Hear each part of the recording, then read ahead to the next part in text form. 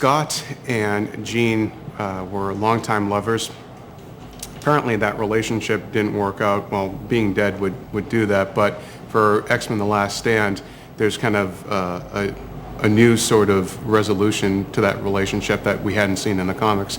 Can you speak a little bit about how Scott and Jean's relationship finally resolves itself? Basically, what the hell did you do to him in this one? She's broken my soul. Well, you know, obviously, if anybody's seen the second film, it's at the very end. You know, she makes a great sacrifice for the X-Men, and for those who are familiar with the comic books, you see over the water the symbol of a phoenix and Famke's lovely voiceover, and you know, and in this film we pick up. I don't know how many weeks or months after that, but Scott's still mourning. Right, and he seems pretty crippled with that, to the point where it doesn't seem like he can no longer lead, or in that capacity that he had right. at the Institute. Well, I think it would be easier for him to accept too if he wasn't being visited by her presence so often too, and I'm just trying but to figure who out she is and when she comes back, kind of makes it impossible for them to continue their relationship as we know it. And she is now, exactly, that's a very coy way of putting that. Now she has evolved to a new state of being, really. Can you tell us a little bit more about her new kind of powers, or the barriers that have been removed that have really heightened her abilities now? Yeah, well, Jean Grey, the way we knew her in 1 and 2 was virtually like the Professor X character in terms of her powers, telekinesis and telepathy, and apparently extremely powerful, had the potential to be extremely powerful, but her powers were under her own control. Okay. And there are flashes in 1 and 2 where you see when she loses control, and in the third one you can see and this other character that sort of inhabits her, the Phoenix, it's a struggle, it's an internal struggle between the Jean Grey as we know her and the Phoenix.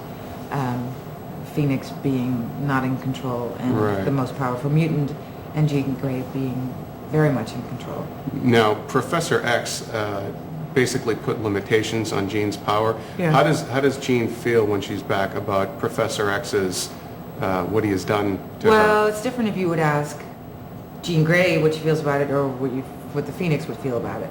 The Phoenix is not so happy about it. Yeah. The Phoenix does not want to be controlled by anything or anybody, and points out to Wolverine in a scene that same thing is now happening to him, or has been happening to him.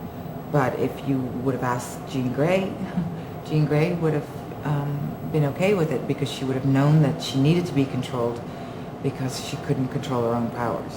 Now, James, how do you feel about being in 2 of this summer's biggest superhero films, 2 very different roles? Can you talk a little bit about just juggling 2 different franchises, and now you're kind of have expanded your fan base now with Superman Returns as well as X-Men? Well, I feel very fortunate to be able to participate in both of the films, and you know, obviously I have a great deal of loyalty to the X-Men fans, and a great deal of loyalty to Bryan Singer too. So I'm pretty lucky to, you know, that it all worked out schedule-wise and everything. But you know, I really approach each film as a separate movie. You know, I don't look at it as a franchise or whatever, but because they are still very different. This film is different from X-Men 2, and X-Men 2 is different than X-Men 1. So, but it was fun getting together with Bryan again, and a lot of that same crew and the writers from X-Men 2, and playing a completely different character who doesn't have any leather suits or sunglasses or anything, just a normal guy. It was refreshing, actually. So in a nutshell, what would you say X-Men The Last Stand is about thematically? Is it really a story about how far would you go for love? I mean, that was kind of what I got from the film. Right. Is that fair to say? Different things. Yeah. The big thing in this movie, the big storyline in this film also is that there's a cure.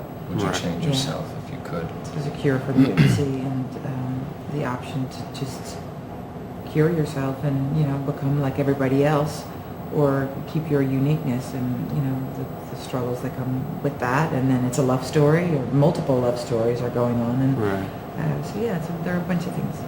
Well, thank you for your time. Good luck with the film.